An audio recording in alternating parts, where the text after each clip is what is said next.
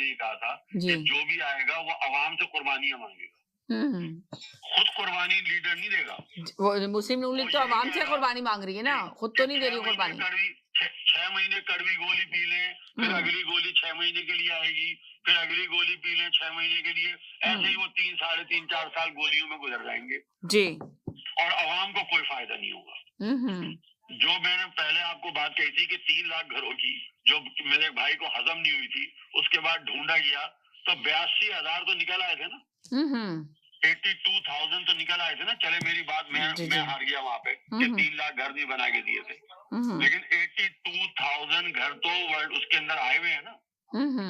تو عمران خان نے یا نواز شریف نے غریبوں کو، بات کر رہا ہوں کسی اور کی بات نہیں کر رہا، غریبوں کو 82,000 گھر دیے کسی نے. اگر کوئی پارٹی کر رہی ہے، اگر کوئی جماعت کر رہی ہے تو سب جماعتوں کو وہ چیزیں کرنی چاہیے نا. اب کمپٹیشن جو آپ کے سامنے آ رہا ہے وہ نون لیگ، پیپلز پارٹی اور آزاد امیدواروں کے درمیان، کیونکہ آزاد امیدواروں سے ایک بڑی تعداد نکل کے ان 3 جماعتوں میں ڈسٹریبیوٹ ہوگی، کچھ نون میں، کچھ پی پی میں، کچھ آئی پی پی میں. یہ وہ جماعتیں ہوں گی جو جن کے درمیان رسہ کشی ہوگی کہ کون سی 2 پارٹیاں مل کے اقتدار میں آئیں گے. کیا پیپلز پارٹی کو شریک کریں گے یا آئی پی پی کو لا کے شریک کریں گے؟ آنے والا وقت یہ فیصلہ کرے گا. یعنی کہ آپ یہ کہہ سکتے، یہ جو آپ کو صورتحال نظر آ رہی ہے کہ آنے والا وقت ڈیسائیڈ کرے گا کون.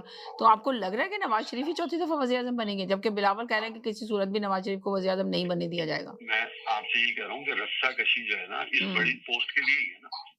دونوں کی کوششیں یہ ہیں، دونوں جماعتوں کی، کہ ہماری جماعتوں کے سربراہ جو ہیں وہ وزارت عظمیٰ کا ہو رہا ہے. لیکن میں بار بار کہہ سکتا تو آپ کو لگ رہا ہے کہ 8 فروری کو الیکشن ہوں گے جو ملک کے ابھی حالات دیکھ رہے ہیں 8 آپ؟ فروری کے الیکشن جو ہے نا، اب گزشتہ 2 دن کی جو صورتحال آئی جی یہ بہت کریٹیکل ہو گئی، اور جس طریقے سے ہمارا بھی ری ایکشن آیا حکومت پاکستان کا وہ ایکسٹرا آرڈنری.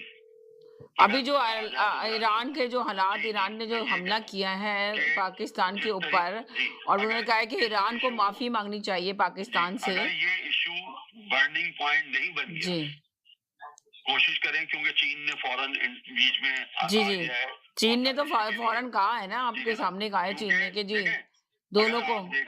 اگر آپ دیکھیں کہ یہ 2 ممالک وہ ہیں پاکستان اور ایران جو ہمیشہ سے ایک دوسرے کو کور کرتے تھے. کشمیر کے لیے ہمیشہ سب سے پہلے ایران ہماری سپورٹ کرتا تھا اور ایران کے لیے ہم ہمیشہ سپورٹ کیا کرتے تھے.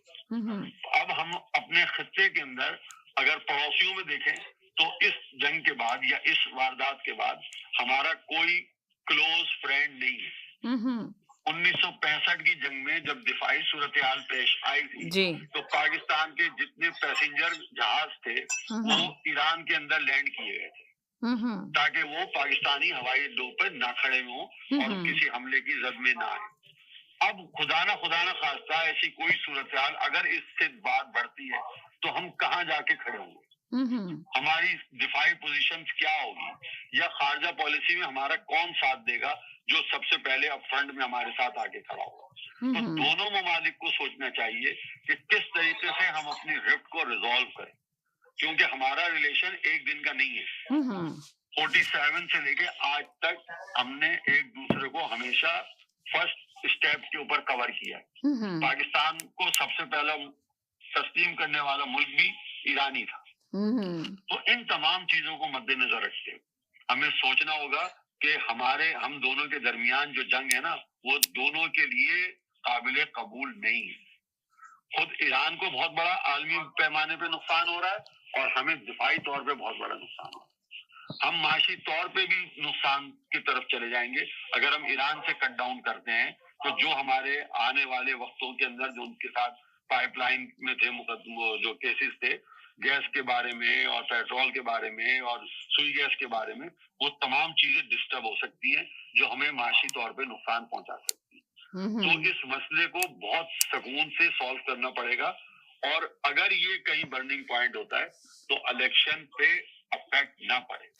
لیکن اس لیے اس کو کم سے کم میں کہتا ہوں افیکٹ پڑنے کی کہ جو بین الاقوامی जो आप ये बताएं कि ईरान और पाकिस्तान के जो ताल्लुकात खराब हो रहे हैं इस वक्त, फायदा किसको पहुंचेगा?